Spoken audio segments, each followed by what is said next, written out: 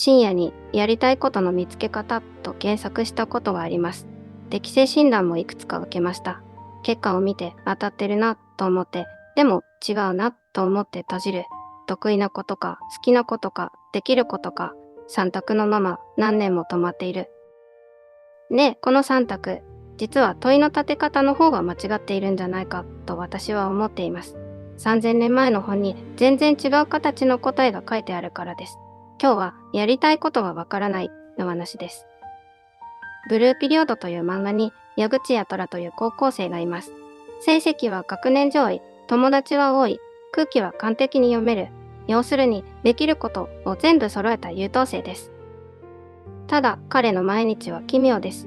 仲間と朝まで遊んで始発で帰って、それでも予習はちゃんとやって登校する。全部そつなくこなして全部楽しいはずなのに本人だけが知っているんです。自分の中身が空っぽのことを。そのやとらがある朝帰りの渋谷で足を止めます。夜明け前の街が丸ごと青く見えた。家にも学校にも居場所はあるはずなのに、その青を見ている瞬間だけなぜか息ができたんです。美術の課題で彼はその青い渋谷を描きます。生まれて初めて定数のためでも誰かに好かれるためでもなく伝えたくて描いた。そしてその一枚は見た人にちゃんと届くんです。言葉より通じた。注目してほしいのは順番です。彼はやりたいことを探して見つけたんじゃない。できることを全部やっても満ちなかった。その底に最初から水が流れていた。それに気づいただけなんです。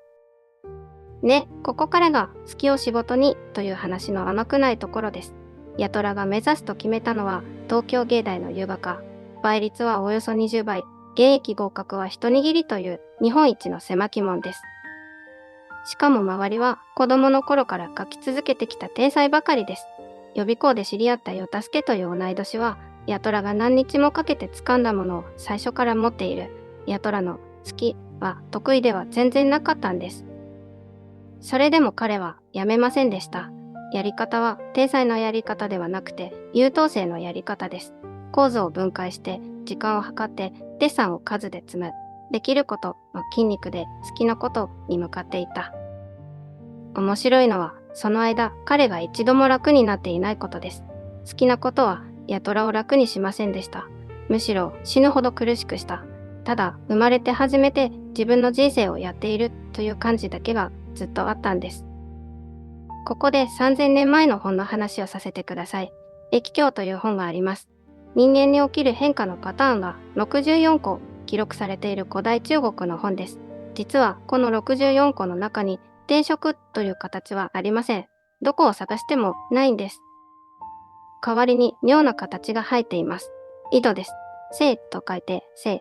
町の真ん中にあって誰もが水を汲みに来る。あの井戸は64個のパターンの一つとして丸々一枠を使って記録されている。その最初の一行がこうです。海遊深い生。町は変えられても井戸は変えられない。引っ越しても転職しても井戸は同じ場所にある。つまり水脈は外にはなくて自分の足元にしかないということです。この井戸の上であの3択が解けるんです。できるというのは組み方がうまいだけ。好きというのが地下の水脈。そしてやりたいことがわからないというのは井戸がないんじゃなくて水が濁っている状態です。長く汲まれなかった井戸は濁る。それだけなんです。だから易経は探せとは言いません。さらえという。そして3段目にこうあります。清節不食、意が神足。さらって済んだ井戸なのに誰も飲まない。それを見ると心が痛む。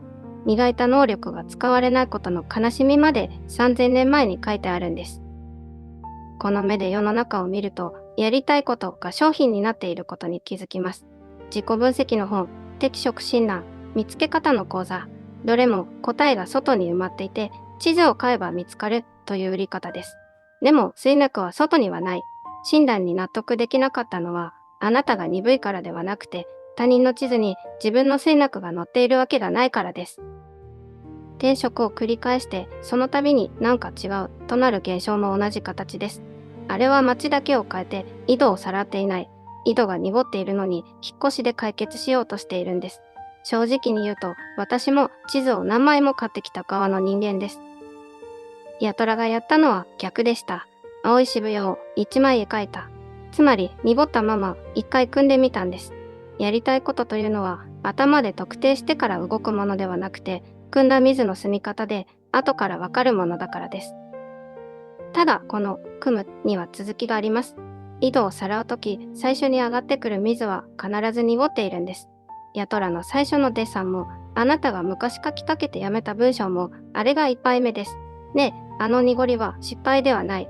そこに溜まった濁りを汲み出すこと自体がさらうという作業だから、一杯目が汚いのは井戸が動き始めた証拠なんです。そして桔梗はこの井戸の話をこんな一言で締めくくっています。清舟幕なかれ、汲み上げたら蓋をするな。